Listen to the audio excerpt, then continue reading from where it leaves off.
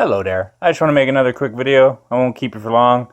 I guess basically, as the title suggests, just one of those videos where I just want to talk about some optimistic things to think about as opposed to all the negative black pilling that's constantly going on. You know, or even the term white pill, black pill, red pill, blue pill, whatever.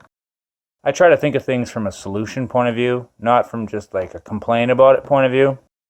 I know when I look at the censorship online, for example, that's pretty negative. It's hard to come up with a solution.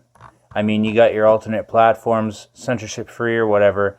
But what happens if it gets to a point where they just go full China lockdown with the internet and they just start hitting kill switches and whatnot? So in that regards, to try to have like a sense of optimism about things, my opinion of it is I'll just keep doing this until they don't let me on the internet anymore, and then, you know, I'll quit. Sometimes it gets a little frustrating. I mean, dealing with the same hateful comments over and over again, especially like AI. You can always tell when an AI is trolling you because they comment like the second you post it, and that's like not humanly possible. A lot of AI sock puppet accounts, I don't quite know how it's done, but certain AI accounts, especially on Instagram, I noticed they're almost programmed to like respond to certain hashtags. It all seems to be about keyword searches. And then there's like posts like this. The sun is clearly not 93 million miles away. And even in my previous video, I talk about the same 5 or 6 insults you always hear. You know, and one of them is, you get accused of being the one faking CGI pictures when it's NASA who is clearly the one faking CGI pictures. So, I mean, on and on it goes. And again, as I put in the title, I find it amazing how things constantly change and yet just stay the same. Or even like this video. People not even wanting or refusing to look at all the poisonous crap that's in food. And I saw this little clip that TrueStream Media posted, and it really struck home with me. I can't remember the TV show this is from, but anyway, this actor, he kind of nails it with the frustration.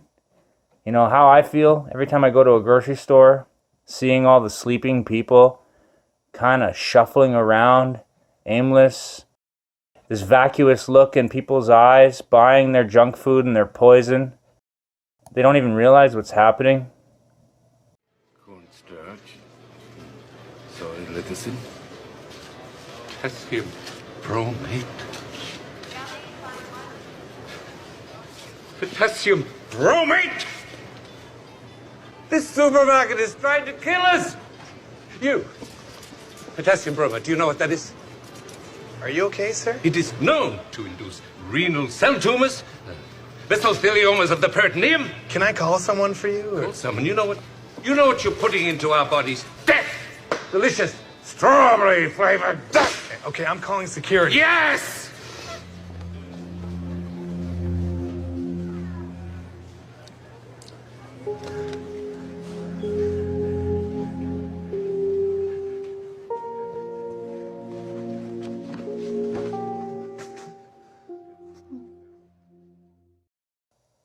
And yeah, I guess that says it all. I mean, when I look at humanity, that's pretty much how I feel all the time. It both simultaneously makes me angry and incredibly sad. And yet, when I try to bring this up to people, I'm just the stupid conspiracy theorist. Here's another great example. Like, evolution and the Big Bang, easily disprovable. I mean, somebody says they believe in evolution, ask them which one. There's 6 definitions of the word, and only one is observable or provable. But yet all these things were created by Jesuit priests. And again, if I were to tell the average person that, I'd just get reamed out for my trouble. So, like I said before, I mean, I'm going to do this as long as I can. I got into this after I found out about my grandpa. I mean, after my dad got clipped, what was I supposed to do? Join the dark side? I find out my grandpa was a Sith Lord. And I got 2 choices. Repent and become a Christian, or fall to the dark side? How about no?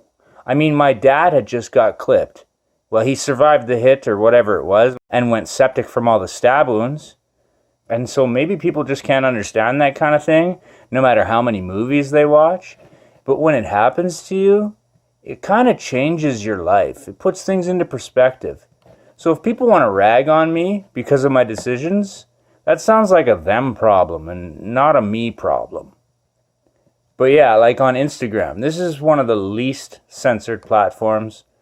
And even still, this one, it's just, the same old stuff.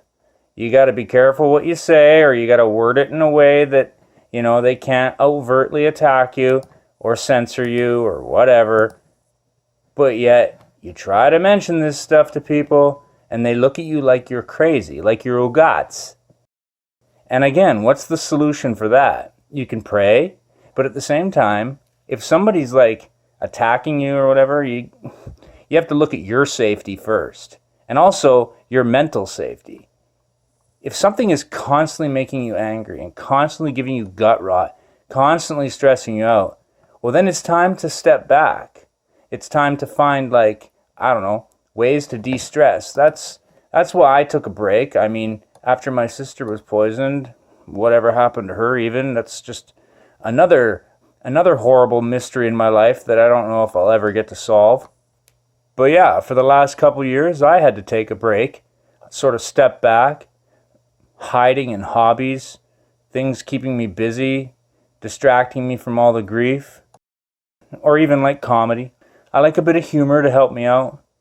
But when you want to talk solutions at the end of the day, half of this would come down to one simple statement.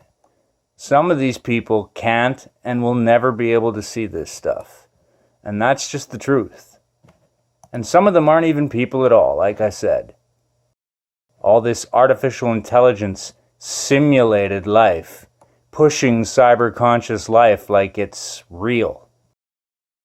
And so onwards and upwards. I mean, all you can do is just pray, try to reach as many people as you can, and hopefully you don't end up actually getting metaphorically or literally crucified for it.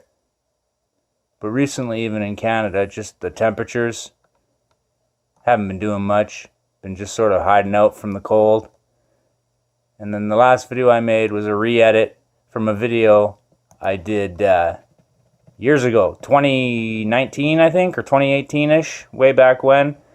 But so many of my videos from my original YouTube were deleted that it was easy enough just to edit it down and upload it. But this video here, I don't know, I just felt the urge to make another video. I imagine most people would watch my stuff and immediately the defensive reaction would be to just lash out, call me stupid, conspiracy theorist, whatever. But again, that's just sort of part of the job. I'm used to it. The best thing to do is just try not to give in to all that despair, and I pray Yahshua Jesus help us. But with all the really weird topics I get into, I mean, I'm not surprised people attack me over it. I just pray that these things get out, like for a bit of vindication. If anything, just for a little peace of mind. Sometimes I feel like I'm just punching a brick wall. I guess part of me just wants to know I'm actually making a difference, And you can't always tell for sure with the numbers censored online. So on and on it goes. And I don't know. The only point of this video, I guess, is just no matter how much things change, they'll stay the same. Protect yourself from the stress and all the haters out there. Just pray for strength. And try not to give in to all the despair. I guess at this point in the game, what can we do? And I guess once the battle starts, you just gotta see it through to the end. So, I don't know. Have faith, and I guess that's all I gotta say about that. Peace out, baby.